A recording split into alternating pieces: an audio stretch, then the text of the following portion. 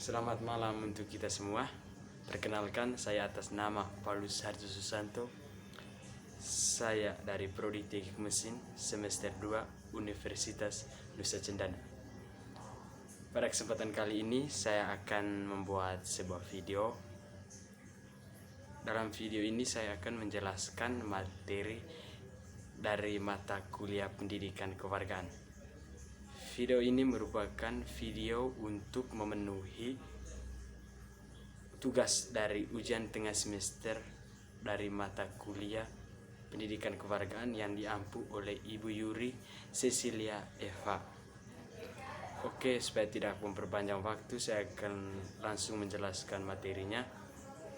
Materinya adalah bagaimana hakikat pendidikan kewargaan dalam mengembangkan utuh sarjana atau profesional. Yang pertama, menelusuri konsep dan urgensi pendidikan kewarganegaraan dalam pencerdasan kehidupan bangsa. Dalam Undang-Undang Republik Indonesia Nomor 12 Tahun 2012 tentang pendidikan program sarjana, merupakan jenjang pendidikan akademik bagi lulusan pendidikan menengah atau sederajat, sehingga mampu mengamalkan ilmu pengetahuan dan teknologi melalui penalaran ilmiah.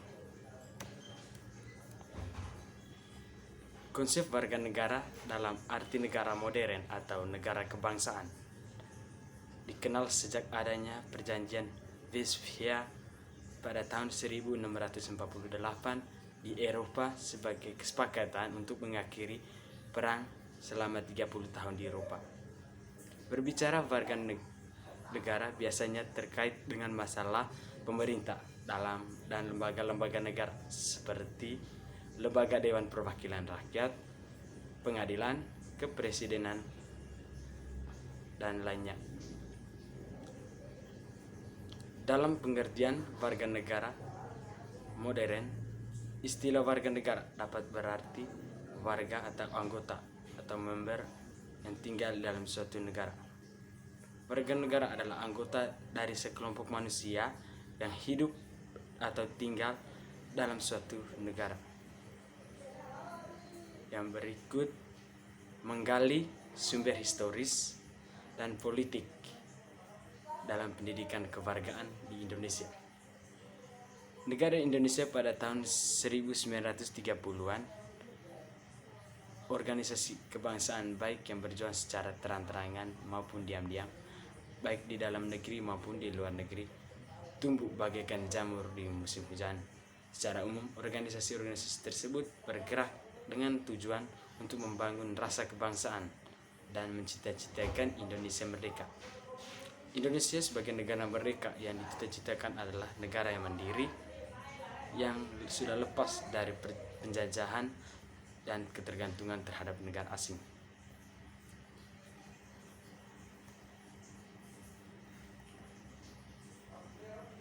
Yang berikutnya adalah membangun argumen tentang dinamika dan tantangan pendidikan kewargaan.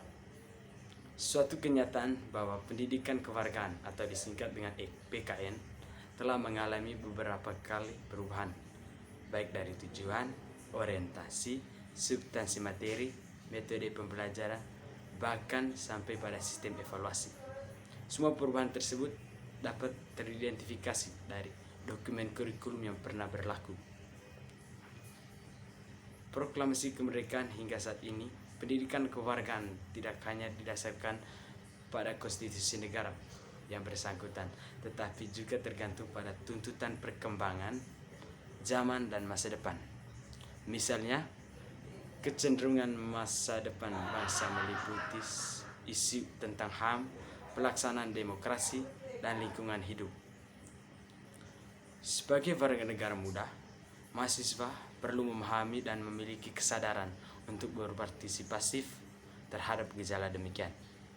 Yang berikutnya adalah mendiskriminasikan esensi dan urgensi pendidikan kewargaan untuk masa depan. Bangsa Indonesia akan memperingati 10 tahun Indonesia merdeka. Nasib Indonesia pada 100 tahun Indonesia merdeka Menurut data ekonomi Indonesia, sangat menjanjikan walaupun kondisi saat ini belum dipahami secara luas. Saat ini Indonesia berada di urutan 16 besar. Pada tahun 2030 nanti, ekonomi Indonesia akan berada di urutan 7 besar dunia.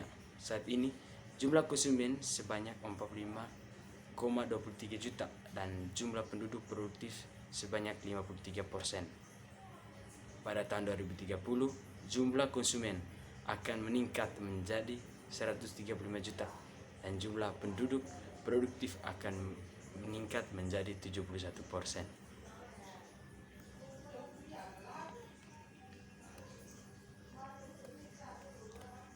Berikutnya saya akan menjelaskan contoh dari masalah yang sering terjadi di lingkungan masyarakat. Yang pertama, korupsi yang merajalela. Yang kedua, ketidakadilan. Yang ketiga, pelanggaran HAM. Yang keempat, kemiskinan. Yang kelima, ketidakmerataan ekonomi yang didapatkan oleh masyarakat. Yang keenam, penyalahgunaan kekuasaan. Dan yang terakhir, tidak menghormati harkat dan martabat orang lain. Pesan moral yang mau saya sampaikan saat ini kepada masyarakat luas, yang pertama adalah tetaplah belajar mengenai pendidikan kewargaan.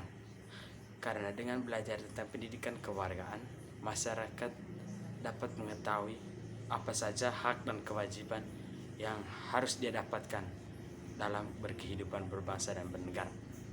Yang berikut, jangan pernah takut untuk memberi kritikan atau saran kepada pemerintah mengenai kinerja dari pemerintah saat ini.